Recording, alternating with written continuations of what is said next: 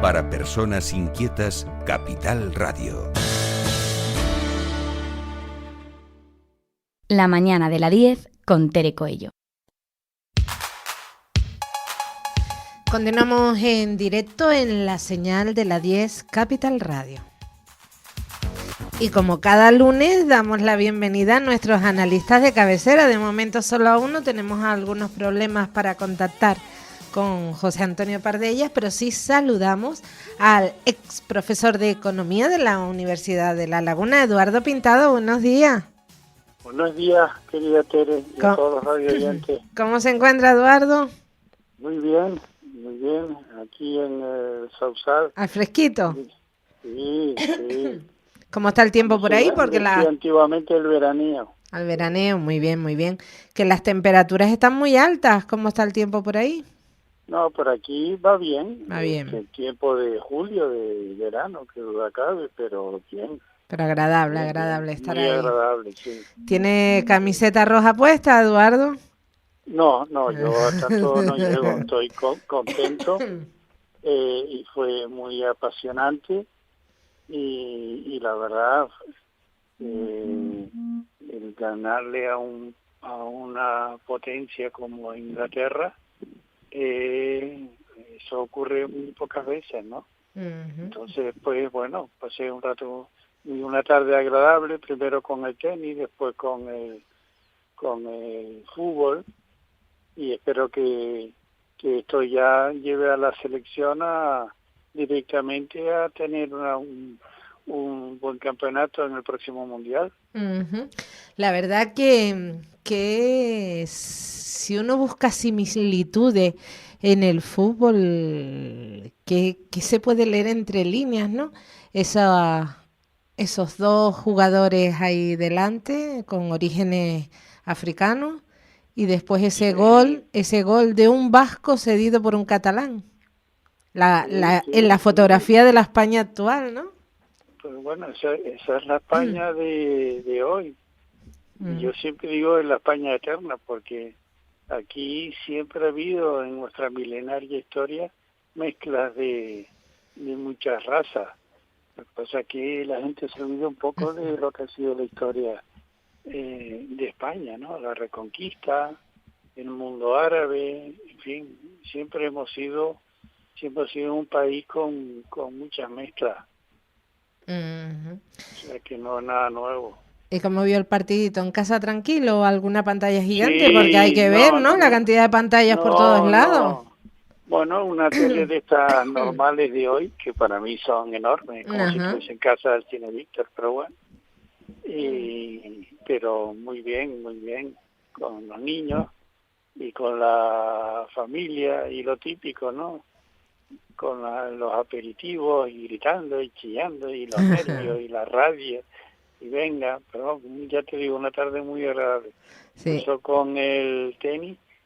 Es verdad, y acabó con el fútbol, una tarde memorable para el deporte español. Uh-huh.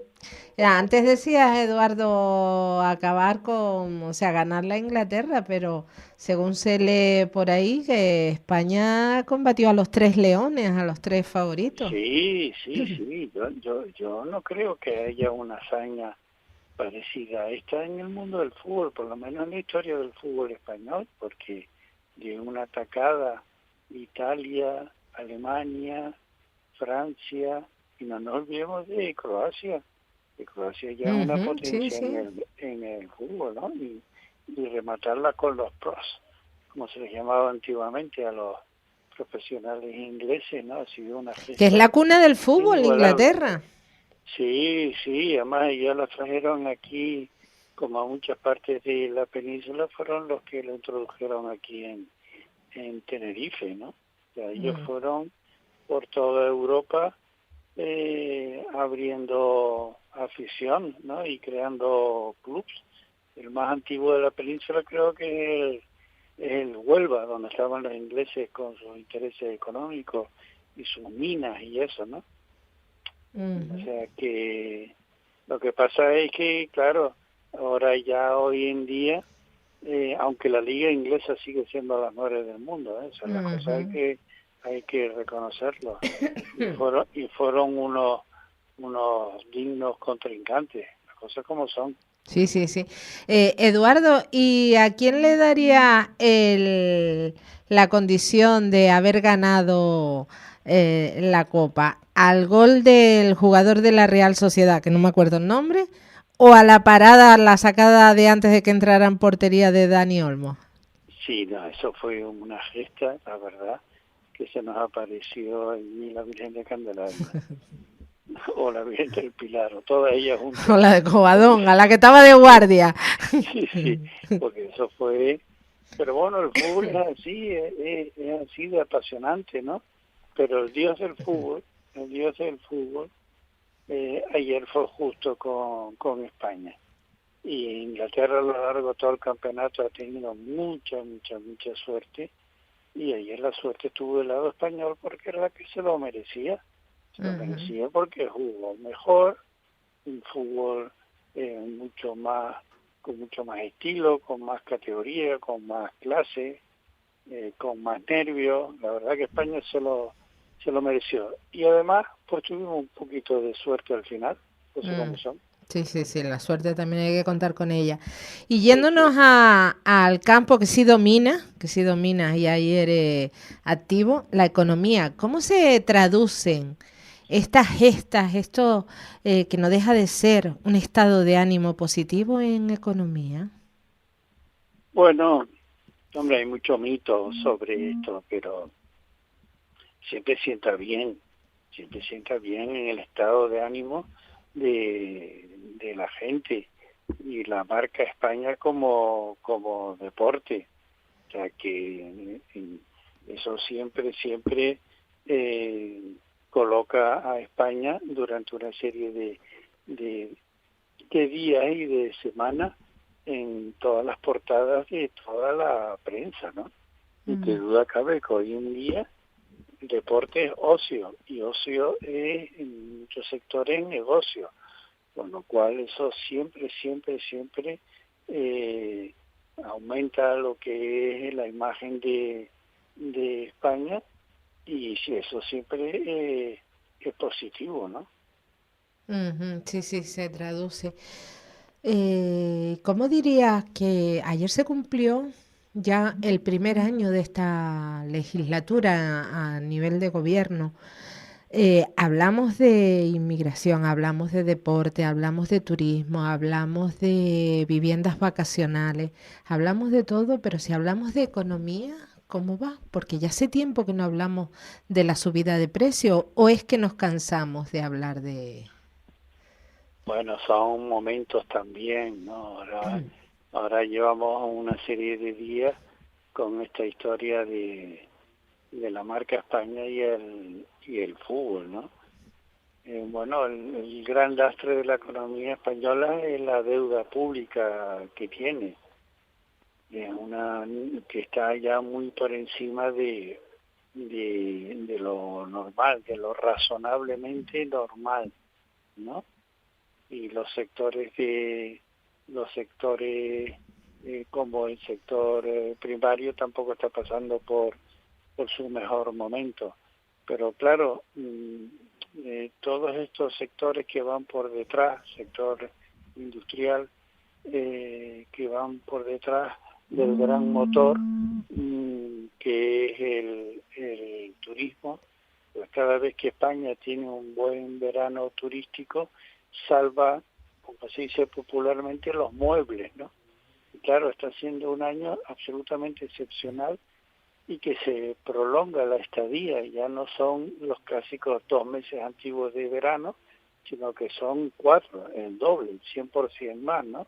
Son 4 meses de júbilo y de esplendor en cuanto a las cifras que proporciona el turismo, y eso siempre ayuda y equilibra otros sectores importantes que no viven su mejor momento, ¿no? Como es industria y agricultura. Si hablamos de turismo, Eduardo, ¿se puede seguir hablando de temporada alta, temporada baja, teniendo en cuenta que ya prácticamente todo el año la ocupación no baja del 80%, 75-80%? Es lo que te decía antes, ¿no? La estadía de verano cada vez se prolonga más, y es más larga. Bueno, no llega a ocupar los 12 meses del año, pero dobla lo que era antiguamente, ¿no? Y después también va por comunidades autónomas o regiones, ¿no? Que son distintas. Por ejemplo, en el caso nuestro, sí que cada vez es más lineal todo el año. Cuando antes se decía que la temporada fuerte nuestra en Canarias era en invierno y la floja en verano. Con el aumento de la presencia del turismo peninsular también en verano, la estadía se alarga cada vez más y es casi lineal todo el año. Y esos millones de turistas que nos visitan todos los años también equilibran nuestra balanza de pago, ¿no? Así es. Bueno, y ahora salimos afuera. ¿Qué valoración que ha hecho sobre ese atentado contra Donald Trump?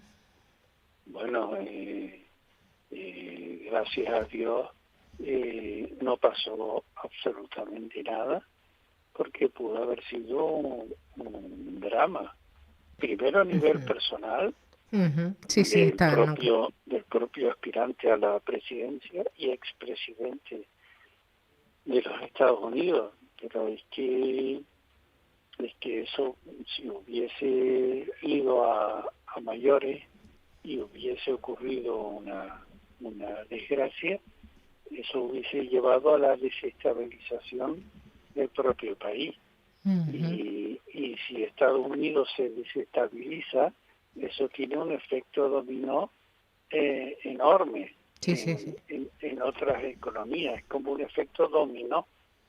Y claro, hubiese sido un desastre. Eso hubiese sido un panorama de un país como América desestabilizado y un país como Rusia en guerra. Eso no es ningún augurio bueno. Eso hubiese sido afrontar unos meses incómodos, difíciles, muy particulares. Y Europa en ese sentido hubiésemos pasado una racha tremenda, ¿no? Una racha tremenda, ¿no? O sea, que no solamente un efecto que se circunscribe estrictamente nada más que a las fronteras de Estados Unidos. El efecto dominó hubiese sido inmediato.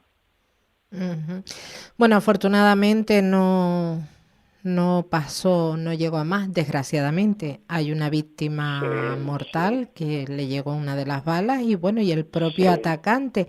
¿Cómo se valora que el asesino o el que intentó asesinar, no sé cómo denominarlo, fuese republicano también? No, pero es que ahí estamos inmersos en un debate que se lleva prolongando en Estados Unidos hace décadas, si no más, sobre la libertad de acceso a la compra de armas, ¿no? Bueno, eso circunscribe como extradición en casi todos los países europeos al tema de la caza con Z me refiero, ¿no? Y con las licencias muy bien controladas, ¿no? En Estados Unidos es como un objeto mucho más liberalizado al que pueden acudir mucha gente a comprar, ¿no? Claro, ahí hay un enfrentamiento en ciertos sectores de la opinión pública, pero por otro lado está muy arraigado en la sociedad americana y en su propia constitución. Se defiende la propiedad y la libertad de acceso a la defensa a través de la compra de armas. Después están los lobbies que se llaman allí los lobbies del rifle, ¿no? Que son potentísimos. Yo recuerdo todavía la gran imagen pública. Un momento, Eduardo, saludamos a José Antonio Pardella, que finalmente hemos podido contactar. José Antonio, buenos días. Buenos días. Oye, dile al técnico que me suba el volumen tuyo. Porque ahora no se me escucha a mí. A ver, Te ahora. oigo muy bajito. A ver, bueno, pero a usted se le oye estupendamente bien, afortunadamente. ¿Cómo se encuentra? Me encuentro sentado bien escuchándote a ti. Muy bien, muy bien. Estábamos hablando, al otro lado está Eduardo Pintado. Buenos días, gran amigo, maestro. Hola, maestro. Un abrazo. Estábamos hablando, José Antonio, de ese ataque, ese intento de asesinato a Donald Trump. ¿Qué opinión le produjo a usted esto? Tere, lo siento, no te he oído. Te oigo muy bajito, muy bajito. Le hablábamos, no sé si a Eduardo lo escucha mejor ahora. Hablábamos Sí, de ese... Yo te escucho. Sí, de ese intento de asesinato a Donald Trump. No sé cómo lo vivió, qué opinión tiene del mismo, José Antonio. Bueno, la verdad que luego sobre eso pusieron una serie de reportajes de intento de asesinato a otros presidentes de los Estados Unidos y no ha hecho más que repetirse la historia, ¿no? Uh-huh. Y la verdad que fue una casualidad que le rozara solo la oreja. Por un centímetro no le dio la bala en la cara, ¿eh? Menos mal, sí, pues si no estaríamos hablando de otras circunstancias peores, como así lo explicaba hace un momentito Eduardo Pintado. Les quiero preguntar por algo de Jan, de Tenerife. José Antonio y yo vivimos muy jovencitos, cuando la radio era el único medio de oír las noticias. Vivimos muy de cerca lo de los hermanos Kennedy, lo de Johnny y lo de Robert, y aquello fue terrible. Uh-huh. Claro, lo mantiene. Sí. ¿José Antonio? Sí, es que oigo muy bajito, muy bajito. Bueno, hablamos de aquí, de Tenerife, no sé si me escucha. Quiero la opinión de ustedes sobre el cobrar el acceso a Masca, 28 euros para los no residentes. Pues chicos, no lo sé. Yo he ido a un montón de sitios abiertos así en montones de lugares y no recuerdo haber pagado nunca, la verdad. Uh-huh. ¿Y 28 euros? Pues 18 euros. Uno nunca va solo, como mínimo va en pareja. Pues son 36 euros, 56, ¿no? 56. 56. Sí. Porque son 28. 28, sí. A mí me parece, no sé, me parece excesivo, pero bueno. O sea, cada turista tiene que pagar. O sea, en una guaguita van 10 turistas y tienen que pagar 280 euros, 28 euros cada uno. Sí, más los 3,50 € del transporte, porque solamente pueden entrar con el transporte que pone el Cabildo. Ya. ¿Y ese dinero a dónde va? Pues será al Cabildo. Al Cabildo. No, pero eso es una moción que se aprobó en el Ayuntamiento de Buenavista. No. Tomada por el Cabildo. El Cabildo. Ajá. Es el acceso a los senderos y al barranco. Ya. Pues yo no lo sé. Eso sienta un precedente, porque lo que José Antonio y yo vivimos durante muchos años fue el debate sobre si cobrar o no el acceso al Teide, al parque. Yo nacional. pienso que los espacios abiertos como esos deben estar, pues eso, nunca mejor dicho, abiertos a todo el público. La ley de parques nacionales prohíbe el cobro de entradas por pasar. Pues me parece muy bien. Los parques nacionales no se puede cobrar. Yo recuerdo que no lo entiendo, es un bien de la naturaleza, ¿no? Uh-huh, claro. Que no es propiedad de un ayuntamiento contra. Pues ahí está la primera. Podrá administrar o lo que sea, pero no es propietario. Uh-huh, la primera tasa. Y ahora desde La Laguna, el alcalde decía que se cobrara también una tasa por entrar en Anaga. Coño, mi madre. Yo digo, esto va a sentar un precedente y va a sentar mucho debate. Entre otras cosas, Eduardo, puede afectar a la venida de turistas, ¿no? Vamos a ver si tiene ese efecto, porque, hombre, supongo yo, estaremos todos de acuerdo que lo que se busca es que haya una merma, que haya menos turistas que visiten esa zona. Ese es el fin último. Supongo yo que será ese. No será un tema recaudatorio. Claro. Será el medio, pero el objetivo será que haya una merma importante en el número de visitantes, digo yo. Uh-huh. Sí, evitar la masificación, está claro. Sí. José Antonio, ¿cómo vivió el partido de ayer? Pues No yo lo no vio. soy muy futbolero, pero claro, cuando juega España es distinto, ¿no? Pues lo viví con intensidad y con incertidumbre. Hasta el el final. último momento. Bueno, ¿y de la romería de San Benito qué me dicen? ¿Fue? Nah. No fui, pero la vi por televisión y ya vi que fue muy nutrida, ¿no? Sí, casi 15.000 personas acudieron. 15.000, Dios mío. 15.000. O sea que bastante. Y hubo buen tiempo, gracias a Dios. Se adelantó una hora, en lugar de salir, una hora no, varias horas, porque en lugar de salir a la 1, salió a las 11:30 de la mañana. Sí. Había carretas y todo eso, ¿no? 85 carretas y 40 rondallas. Sí, señor. 85 carretas. 85 carretas y 45 entre rondallas y grupos folclóricos. A mí me llama la atención cómo desde las carretas van distribuyendo y lanzando alimentos, rosquetes y cosas así, ¿no? Sí. Históricamente marcaba como el principio de lo que entonces se llamaba el veranío. Exacto. Y el final eran las fiestas del Cristo. Uh-huh. Sí, porque es la primera. Sí, Oye, que llegamos al era final, que se hizo cortito. ¿Ya está? Ya está, llegamos al final. Esto hay que alargarlo más. Cada vez nos llaman más tarde. ¿Eh? Sí. José Antonio, un abrazo grande. Vale, igualmente para todos. Mil gracias, Eduardo Pintado, mil gracias, Un otro abrazo. Un abrazo a todos. Bueno, pues llegamos al final de esta tertulia, este análisis y también del programa. Saludos cordiales a todas las personas que nos han acompañado. Mil gracias por compartir este tiempo de radio con nosotros. Gracias también, como no, al compañero Miguel Ángel González Padilla por su excelente trabajo a los mandos técnicos. Reciban ustedes un cordial saludo de esta que les ha acompañado y ahora se quedan con el fielato. La mañana de la 10 con Tere Coello. Capital Radio.